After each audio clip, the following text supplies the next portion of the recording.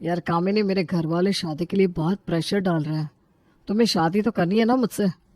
हाँ करनी है। मैंने कब कहा मुझे तुमसे शादी नहीं करनी? तुम अच्छी तरह जानती हो कि मैं सिर्फ और सिर्फ तुमसे प्यार करती हूँ। फिर बार बार ऐसे सवाल क्यों पूछते हो? क्योंकि अब अपने घर वालों को संभाल पाना मेरे लिए बहुत मुश्किल हो रहा है। माँ हर तीसरे दिन यही बात लेकर बैठ जाती है कि मैं शादी कब करूँगा। अब तुम ही बताओ, आखिर कब तक टालूं मैं लोगों को? देखो विशाल, ऐसा नहीं है कि मैं तुमसे शादी करना नहीं चाहती। तुम जानती हो ना, अभी मेरी पढ़ाई पूरी नहीं हुई है, और जब तक मेरी पढ़ाई पूरी नहीं हो जाती मैं शादी कैसे कर सकती हूँ? मेरे लिए भी तो अपना करियर उतना ही इम्पोर्टेंट है ना। तुम्हारा एमबीए कंप्लीट हो गया है, लेकिन मेरी पढ़ाई तो अभी बाकी है ना। अरे बाबा, तो कर लो ना शादी। मैं कौन सा 6 महीने का बच्चा हूँ जो तुम्हारी किताबें फाड़ दूंगा? बैड जोक मार के तुम कूल नहीं लग रहे हो विशाल। थोड़ा समझदार बनो। ये स्कूल में पढ़ने वाले 16-17 साल के बच्चों की तरह इमैच्योर बिहेवियर करना बंद कर दो। अरे पापा, कुछ तो समझदारी दिखाओ। ऐसा एजुकेशन कंप्लीट होने से पहले शादी के बारे में बात करना भी बचकाना लग रहा है मुझे। कुछ भी बचकाना नहीं है कामिनी। तुम बस एक बार शादी के लिए हाँ बोल दो, मैं प्रॉमिस कर रहा हूँ तुम्हारे सारे सपने पूरे करने में मैं तुम्हारा साथ दूंगा। तुम्हारे सपने मेरे सपने, आई प्रॉमिस यू। विशाल, अब ना तुम मुझे फोर्स कर रहे हो। मुझे कुछ ठीक नहीं लग रहा। अरे मैं तुम्हें फोर्स नहीं कर रहा हूँ बाबा, तुम्हें मनाने की कोशिश कर रहा हूँ। देखो, तुम लड़कियां हमेशा हर लड़कों को ब्लेम करती हो ना कि हम नौकरी लगने के बाद लड़कियों को छोड़कर चले जाते हैं। देखो, मैं तो तुम्हारे सामने आया हूँ ना, रिक्वेस्ट कर रहा हूँ, शादी कर लो मुझसे। और तुम हो कि नखरे दिखा रही हो? मैं नखरे नहीं दिखा रही हूँ विशाल। मैं बस तुमसे थोड़ा सा टाइम मांग रही हूँ ताकि मैं अपनी एजुकेशन कंप्लीट कर सकूँ। मुझे भी तो अपनी लाइफ में आगे बढ़ना है ना। तुम नहीं चाहते कि तुम्हारी वाइफ अपनी पढ़ाई पूरी करे, अपने सपने पूरे करे? मैं चाहता हूँ, मैं भी तो तुमसे यही कह रहा हूँ ना कि मैं वादा करता हूँ तुम्हारे हर सपने को पूरा करने में तुम्हारा साथ दूंगा। लेकिन अभी तो शादी के लिए मना मत करो प्लीज। और जब हम दोनों साथ होंगे ना, तो तुम देखना सब कुछ कितना आसान हो जाएगा। सारी प्रॉब्लम्स खत्म हो जाएंगी। विशाल के बार बार समझाने पर अंत में कामिनी हार मान लेती है और विशाल की शादी के प्रपोजल को स्वीकार कर लेती। शादी के बाद अरे विशाल, तू तो बड़ी तारीफ करता था इस कामिनी की। बड़ी सुंदर है, संस्कारी है। यही संस्कार है इसका। क्या हो गया माँ? ऐसी बातें क्यों कर रही हो? कुछ कहा क्या कामिनी ने? अरे कहेगी क्या, दो पैसे की अकल तो है नहीं इसके अंदर। सुबह सुबह मैडम बैग चमकाते हुए किताब उठाकर चल देती है अपने कॉलेज की तरफ। सास ससुर की तरफ उसकी कोई जिम्मेदारी बनती है कि नहीं? अरे और तो ये क्या करेगी हमारे लिए, एक कप चाय तो आज तक बनाकर इसने पिलाई नहीं। अरे माँ, आप ना बिना बात ही नाराज हो जाती हो। अभी नई नई शादी है, धीरे धीरे समझ जाएगी। और उसने आपका कोई काम करने से इनकार तो नहीं किया ना? ठीक है, मैं उसे समझा दूंगा, वो बना दिया करेगी आपके लिए चाय। आप ना टेंशन ना लो। कामिनी, माँ ना थोड़ी सी नाराज हो रही थी। मैं जानती हूँ विशाल, कोई इंसान नाराज हो तो उसका चेहरा ही बता देता है कि वो बात करना चाहता है या नहीं। मैं खुद देख रही हूँ। मुझे देखकर माँ जी की शक्ल पर 12 बजा रहता है। बताओ क्या हो गया, क्या समस्या है उन्हें मुझसे? अरे बाबा, कोई समस्या नहीं है, बिल्कुल छोटी सी बात है। बात बस इतनी सी है कि माँ ये चाहती है कि तुम अब बहू बनकर हमारे घर आ गई हो, तो बहू वाली एक दो छोटी मोटी ड्यूटीज भी निभा लिया करो। अच्छा, और क्या होती है वो बहू वाली ड्यूटीज, मुझे भी तो पता चले। अरे यही कि सुबह उठकर नहा धोकर मंदिर में दीपक जला दिया करो, माँ बाबू जी के लिए चाय बना दिया करो। ये सब तो तुम जानती होगी ना। तुम्हारी भाभी भी तो ये सब करती होगी ना? हाँ विशाल, मेरी भाभी ये सब करती है, लेकिन मेरी भाभी एक हाउसवाइफ है। पूरा दिन घर में रहती है, घर को मैनेज करना, मम्मी पापा भैया सबका ध्यान रखना, यही उनका काम है। लेकिन मैं एक स्टूडेंट हूँ। मुझे सुबह उठकर टाइम से अपने कॉलेज पहुंचना होता है।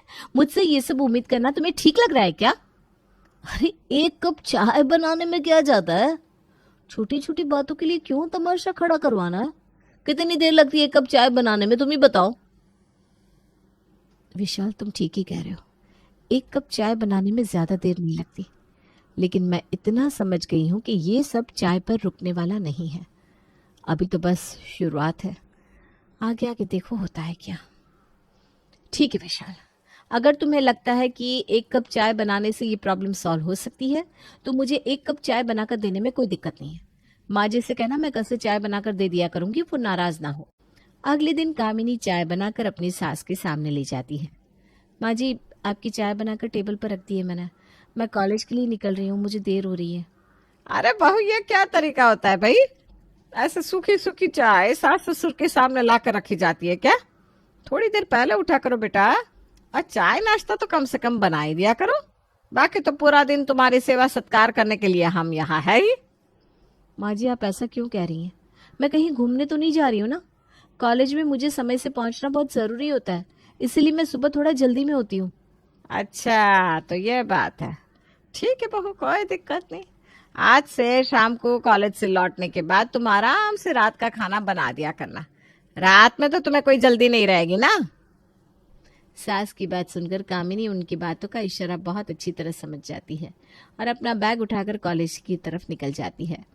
शाम के समय कामिनी अपने कमरे में बैठकर अपने कॉलेज के नोट्स तैयार कर रही थी, तभी विशाल उसके कमरे में आता है। अरे यार, मम्मी ने तुमसे कुछ कहा था क्या? विशाल, तुम समझाओ ना मम्मी को। वो कह रही है कि मैं सुबह नाश्ता बनाकर जाया करूं, शाम को आकर डिनर बनाया करूं। यार, मुझे अपने नोट्स प्रिपेयर करने हैं, पूरा टाइम किचन में दे दूंगी तो पढ़ाई कब करूंगी? तुम भी ना कामिनी, छोटी छोटी बातों को कितना बड़ा बना लेती हो, फिर खुद भी उस पर लग जाती हो और बाकी सबको भी परेशान करती हो। अरे यार, अभी कौन सा तुम्हारा एग्जाम है जो तुम अभी से इतना पढ़ाई पढ़ाई कर रही हो? एग्जाम में इतना टाइम है, आराम से कर लेना ना पढ़ाई। और कौन सा तुम छोटी बच्ची हो कि साल भर ए फॉर एप्पल पढ़ोगी और तुम्हें एप्पल लिखना आएगा? टाइम कितना लगता है खाना बनाने में? अभी नई नई शादी है, थोड़ा सा माँ को खुश कर दोगी तो क्या बिगड़ जाएगा? तुमने वादा किया था ना विशाल कि तुम मेरी पढ़ाई ठीक से हो, इस बात का पूरा ख्याल रखोगे, लेकिन कुछ भी नहीं हो पा रहा है। घर का माहौल इतना नेगेटिव है कि मैं चाह कर भी नहीं पढ़ पा रही हूँ। सुबह कॉलेज के लिए निकलने से लेकर शाम को थक कर कॉलेज से लौटने तक जब भी मैं तुम्हारी मम्मी का फेस देखती हूँ ना, उनकी शक्ल पर ऐसे एक्सप्रेशंस होते हैं जैसे कि मैं कहीं से मटर गश्ती करके वापस आ रही हूँ। अरे, उन्होंने पूरा दिन घर में रहकर बहुत मेहनत मजदूरी करी है। इसी नेगेटिविटी से बचने के लिए मैं अभी शादी नहीं करना चाहती थी, लेकिन तुमने मुझे फोर्स किया और अब तुम इतने कूल बनने का नाटक कर रहे हो ना, जैसे कि तुम्हें इन सब बातों से कोई फर्क ही नहीं पड़ता। देखो कामिनी, अभी मैंने तुम्हें समझाया था ना कि तुम ओवर रिएक्ट बहुत जल्दी कर जाती हो। अरे छोटी छोटी बातें हैं, इनको इतना बड़ा क्यों बना रही हो? और दुनिया की ऐसी कौन सी सास है जिसको एफर्ट करके बहू खुश करने की कोशिश नहीं करती? तुम भी थोड़ी कोशिश कर लोगी तो कुछ बिगड़ेगा नहीं, एक बार ट्राई करके तो देख लो। कामिनी को समझ में आ गया था कि विशाल को मामले की सीरियसनेस समझ में नहीं आ रही है, या फिर वो ना समझने का झूठा नाटक कर रहा है।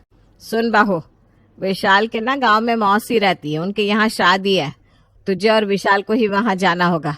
2-3 दिन का समय तो लग ही जाएगा। मम्मी जी प्लीज, मैं नहीं जा पाऊंगी। आप सब लोग चले जाइए, मैं अकेले मैनेज कर लूंगी, मुझे कोई दिक्कत नहीं है। ये देखो, महारानी को छूट चाहिए, इसलिए फट से अकेले रहने को तैयार हो गई। मैंने कहा ना, तुम और विशाल ही शादी में जाओगे, मैं और तुम्हारे बाबूजी नहीं जा रहे हैं। बाबूजी की तबीयत थोड़ी ऊपर नीचे हो रही है, ऐसे में उन्हें गांव का माहौल सूट नहीं करेगा। माँ जी, मेरी बहुत इंपॉर्टेंट क्लास चल रही है, मैं इस समय अपनी क्लास मिस नहीं कर सकती। अगले महीने मेरे सेशनल एग्जाम्स होंगे। प्लीज विशाल, तुम कुछ बोलो ना। अरे कामिनी, पढ़ाई लिखाई अपनी जगह है, लेकिन दुनियादारी भी तो निभानी पड़ती है ना। और देखो, मैंने भी तो पढ़ाई करी है, ऐसे किताबी कीड़ा बनने से कुछ नहीं होता। और 2-4 नंबर ऊपर नीचे आ भी जाएंगे तो क्या फर्क पड़ जाएगा? चलो पैकिंग कर लो, और कुछ खरीदना हो तो मुझे बता दो, हम लोग बाजार चलते हैं, चल कर ले आते हैं। कामिनी की कही हुई बातें जैसे घर में किसी को ना सुनाई दे रही थी ना समझ में आ रही थी। उसकी मर्जी के खिलाफ विशाल उसे शादी में लेकर पहुंच जाता है। धीरे धीरे दिन गुजरते जा रहे थे और अब विशाल की माँ सुजाता का एक नया फरमान जारी हो गया था। देख बहू, लगभग साल भर होने जा रहा है तेरी शादी को। अब बच्चे के बारे में सोचना शुरू कर दे। अगर अभी नहीं हुआ ना तो बाद में सिर्फ डॉक्टरों के चक्कर ही काटने पड़ेंगे और कुछ नहीं। बड़े बुजुर्ग कभी भी बच्चों के बुरे के लिए नहीं कहते, इसलिए उनकी बातों को हमेशा ध्यान से सुनना चाहिए। विशाल, अभी तक तो तुम्हारी मम्मी को घर के काम, खाना बनाना, इन्हीं सब चीजों से दिक्कत होती थी, लेकिन अब तो उन्होंने एक नया राग अलापना शुरू कर दिया है। उन्हें मुझसे बच्चा चाहिए। तुम कुछ समझाते क्यों नहीं है अपनी मम्मी को? मेरी तो कोई बात जैसे उन्हें समझ में ही नहीं आती। अरे कामिनी, तुम भी ना मम्मी की कही हुई हर बात को सिर्फ नेगेटिव वे में ले जाती हो। देखो, मम्मी हमारा बुरा तो चाहती नहीं, और तुम्हें पता है मम्मी बस तुमसे इतना चाहती है कि तुम एक बार बच्चे के बारे में सीरियसली सोच लो, और बच्चों की चिंता करने की तुम्हें बिल्कुल भी ज़रूरत नहीं है। मम्मी है ना, पूरी जिम्मेदारी मम्मी उठा लेगी। बस तुम्हें तो उनकी गोद में डिलीवर करके दे देना है बच्चा। विशाल की बातें सुनकर अब तो कामिनी का दिमाग घूमने लगा था। उसे अब अपनी शादी के फैसले पर भी अफसोस होने लगा था। बहुत अपसेट हूँ मैं यार। अब तो मुझे ऐसा लगने लगा है कि मैंने ये शादी करके बहुत बड़ी गलती कर दी है। मैं सबको यही बोलती हूँ, मत करना शादी, एक बहुत बड़ा ट्रैप है ये। क्या बात होगी, तू तो विशाल से बहुत प्यार करती थी ना, फिर ऐसी बातें क्यों कर रही है? ऐसी बातें ना करूँ तो क्या करूँ यार, तुझे पता भी है मेरे घर में क्या चल रहा है।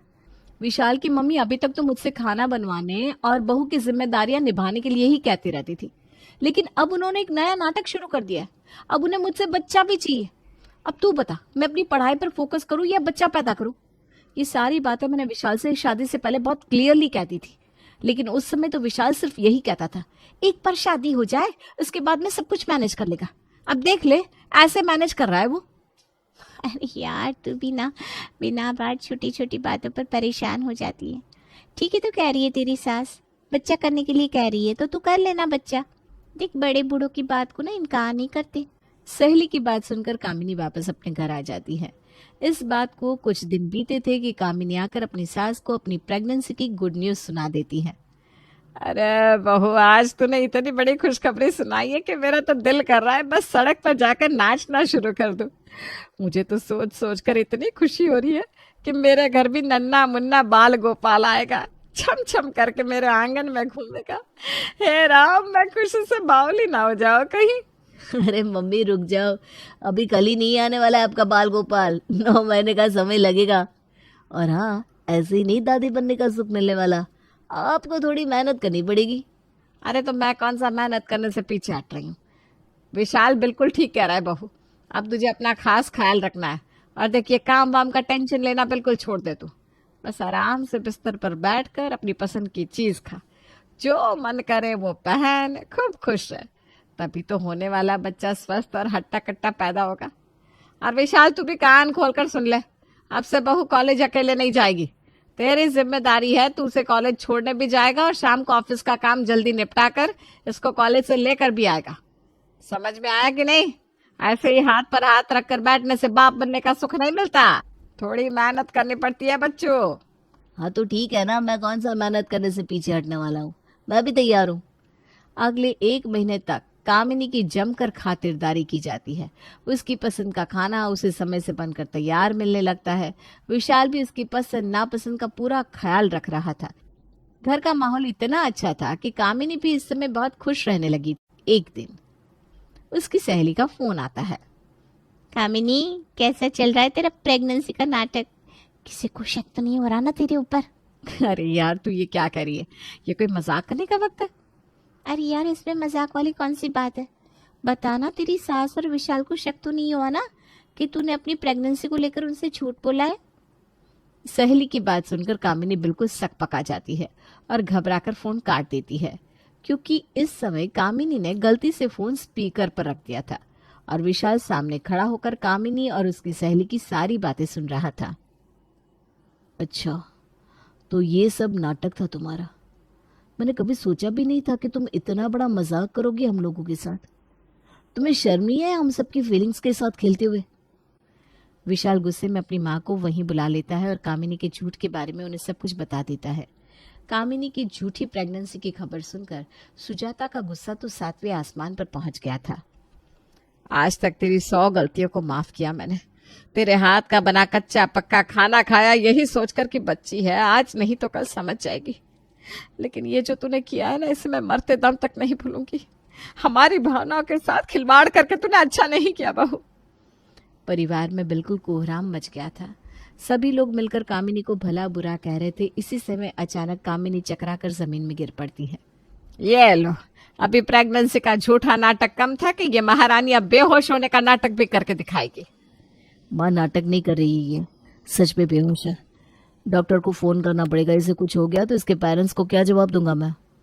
विशाल घबरा जाता है और जल्दी से डॉक्टर को फोन करके घर बुला लेता है। डॉक्टर चेकअप करने के बाद कहते हैं, मिस्टर विशाल, चिंता की कोई बात नहीं, ये खतरे से बाहर है, बस कमजोरी या टेंशन की वजह से चक्कर आ गया था। कामिनी, तुम्हें तो पता होगा ना कि प्रेगनेंसी में अपना ध्यान रखना कितना ज़रूरी होता है। आगे से अपना खास ख्याल रखना। अरे डॉक्टर साहब, क्या कह रही हो आप? आपके कहने का मतलब क्या है? अरे प्रेग्नेंट नहीं है, ये प्रेगनेंसी का झूठा नाटक कर रही थी। देखा, आपको भी फंसा लिया ना अपनी चिकनी चुपड़ी बातों में। अरे मैं कोई अंगूठा टेक हूँ क्या? ये मुझे कुछ कह देगी और मैं मान लूँगी? आपकी बहू वाकई प्रेग्नेंट है और इस समय आप सभी को इसका खास ख्याल रखने की ज़रूरत है। डॉक्टर हिदायत देने के बाद लौट गई। अरे ये सब क्या नया नाटक है? कभी तुम कहती हो मैं प्रेग्नेंट हूँ, कभी कहती हो नहीं हूँ। अरे चल क्या रहा है यहाँ पर? माँ जी, ये सच है कि मैंने अपनी प्रेगनेंसी का झूठा नाटक किया क्योंकि आप सभी लोग मुझ पर बच्चों के लिए दबाव बना रहे थे। इसीलिए मेरी सहेली ने मुझे सलाह दी कि मैं प्रेगनेंसी का झूठा नाटक करूं ताकि आप लोग लाड़ प्यार में मुझे घर के काम और बाकी चीज़ों का दबाव ना डालें, जिससे मुझे पढ़ाई करने का समय मिल जाए। मेरे फाइनल ईयर के एग्ज़ाम थे और इस समय मुझे पढ़ाई करने के लिए वक्त की सख्त ज़रूरत थी। इसलिए मैंने सहेली की बात को मान लिया और आप लोगों को अपनी प्रेगनेंसी की झूठी खबर सुना दी। लेकिन किस्मत को वाकई यही मंजूर था और आप लोगों को झूठी खबर सुनाने के बाद मुझे पता चला कि मैं वाकई प्रेग्नेंट हूँ। मैंने सोचा एग्ज़ाम के बाद मैं आप सभी को सब कुछ साफ साफ बता दूंगी, लेकिन इससे पहले कि मैं आपको अपने सच के बारे में बताती, मेरा फांडा फूट गया। कहते हैं ना, जो होता है अच्छे के लिए होता है। शायद इसी में सबकी भलाई छिपी थी। मैं वादा करता हूँ कि अब तुम्हारा पूरा ख्याल रखूंगा। मुझे माफ़ कर दो कामिनी।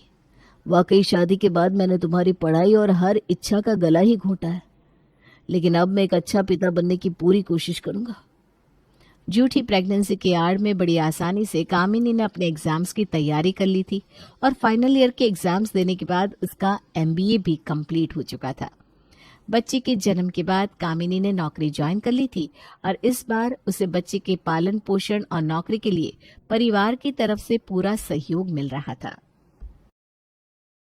ये है अरोरा परिवार, जिनकी किस्मत ने शायद कभी उनका साथ नहीं दिया। जब भी उन्होंने कुछ बड़ा और फायदेमंद करना चाहा, तभी किस्मत ने उन्हें मुंह की मात दी है। अब कैसे, आइए देखते हैं। हाँ पापा, ये सच है। पास में जो 2 घर बचे थे उन्होंने भी अपना मकान तुड़वा दिया और यहाँ से चले गए। अरे लेकिन उन्होंने मकान तुड़वाए क्यों? किसी और को बेच देते ना। अरे तुमने आसपास देखा है, पूरा जंगल हो चुका है ये इलाका। बस सामने ये हाईवे बन गया है और पास में ये पेट्रोल पंप है। दूर दूर तक और कुछ भी नहीं है। कैसे कोई यहाँ रहेगा? अरे 2-3 घर ही तो थे पड़ोस में, अब वो भी नहीं रहे। ऐसा लगता है हम चांद पर रह रहे हैं और जैसे हमारा ही घर बच गया है यहाँ। और नहीं तो क्या, पड़ोसी तो छोड़ो, अब तो कोई कुत्ता भी यहाँ नजर नहीं आता। हम ये मकान छोड़ क्यों नहीं देते? अरे बेटा, कैसे छोड़े? और कुछ है भी तो नहीं हमारे पास। अनुज के दादाजी ने ये बड़ी सी कोठी बनवाई थी, इतने सारे कमरे बनवाए। सोचा था आगे चलकर इस कोठी का दाम बढ़ जाएगा, तब हम इसे बेचकर बड़ा सा फायदा कमाएंगे। लेकिन किसे पता था कि यहाँ सरकारी काम होने की वजह से सारे लोग घर बेचते जाएंगे और सामने हाईवे के अलावा कुछ नहीं बचेगा। हमारी दुकान भी तो अब हाईवे से कितनी दूर हो गई है, आने जाने में ही समय लग जाता है बहुत। ना अब ये कोई कोठी लेने को तैयार है और ना ही हमारे पास इतने पैसे हैं कि हम दूसरा मकान ले सके। और तो और इतने सारे कमरों की सफाई करनी पड़ती है, वो अलग से। घर का सामान लाने के लिए हमें तुम सबको कहना पड़ता है। ना आसपास कोई बाजार है, ना ही कोई स्कूल। चिंकी को भी स्कूल जाने के लिए वैन में भेजना पड़ता है अब तो। हाँ, खर्चे भी इतने बढ़ गए हैं, लेकिन आमदनी नहीं बढ़ रही अभी तक। हमें यहाँ से निकलना तो होगा ही। कब तक हम इस हाईवे पर अकेले रहेंगे? ना कोई पड़ोसी है, ना कोई आता है यहाँ। अब तो मेहमान भी यहाँ नहीं आते, कहते हैं आपका घर बहुत दूर पड़ता है हमें। हाँ पापा, मेरी सहेलियाँ भी अब तो यहाँ आने से मना कर देती हैं। दादाजी, स्कूल से आने के बाद किसके साथ खेलूं? कोई नहीं है यहाँ आसपास। सोचा था मेरे ससुर जी ने इतनी बड़ी कोठी बनवाई है तो यहाँ इन कमरों में आराम से रहेंगे, लेकिन यहाँ आराम नहीं बल्कि चिंता ने घेर रखा है।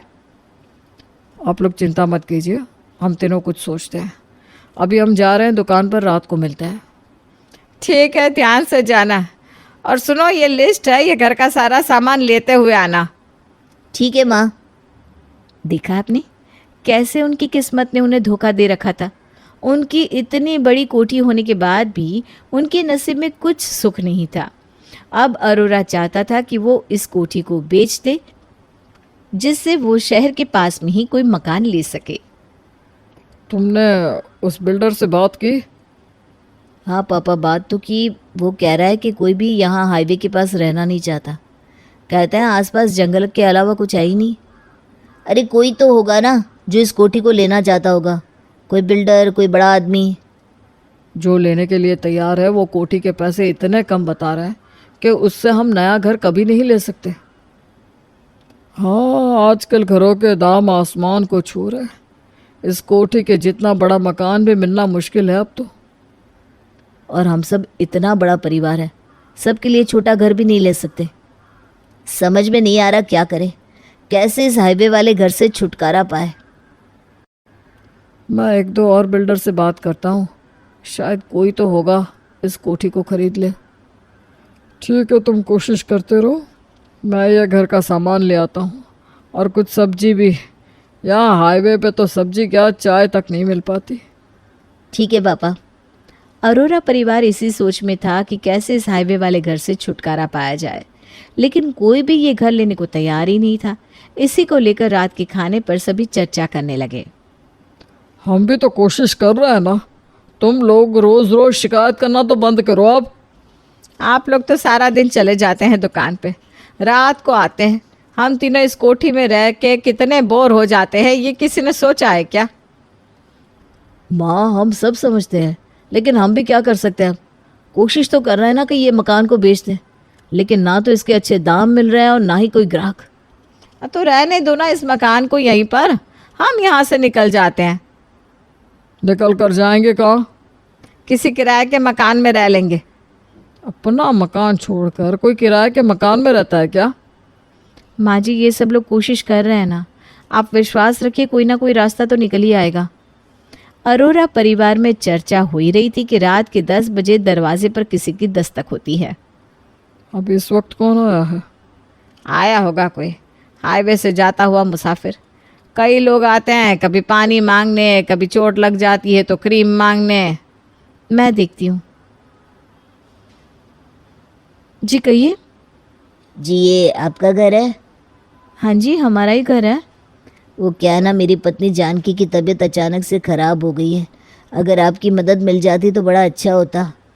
जी आप आइए ना, अंदर मेरा परिवार है, आइए आइए। जी धन्यवाद।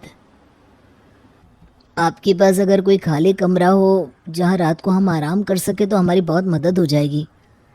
जी कमरा तो है हमारे पास, आप आइए ना, अपनी पत्नी को लेकर आइए। तबीयत सही नहीं लग रही उनकी।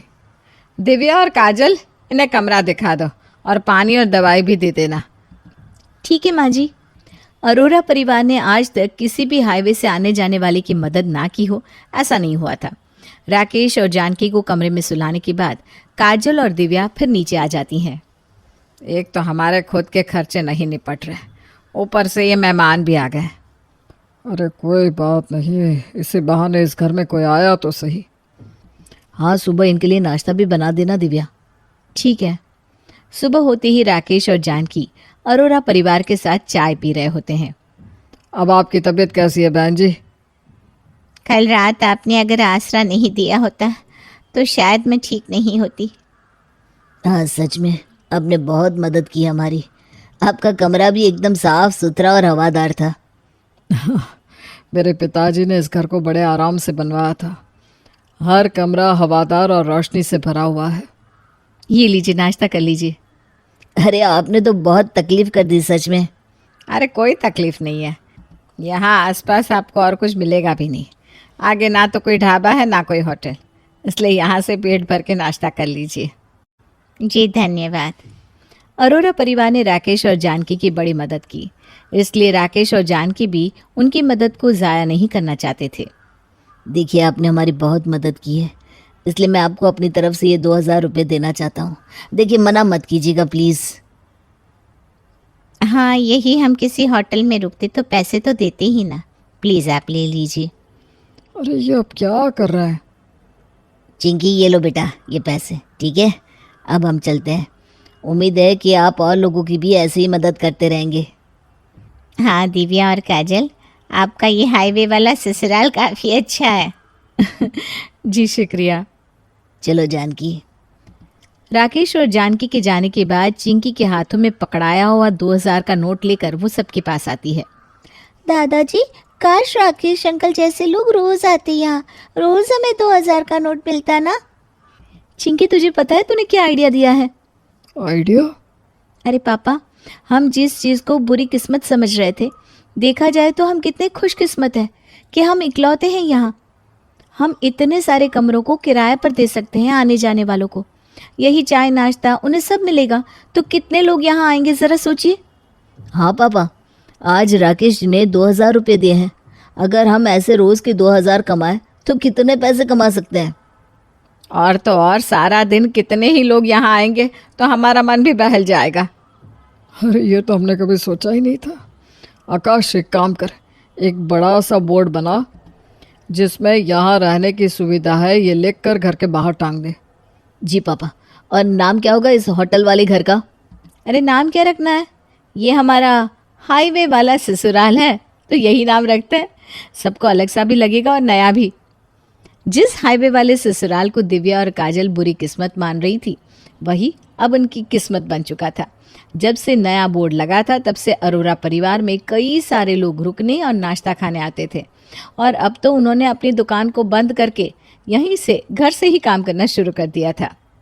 अरे चिंकी कहाँ है?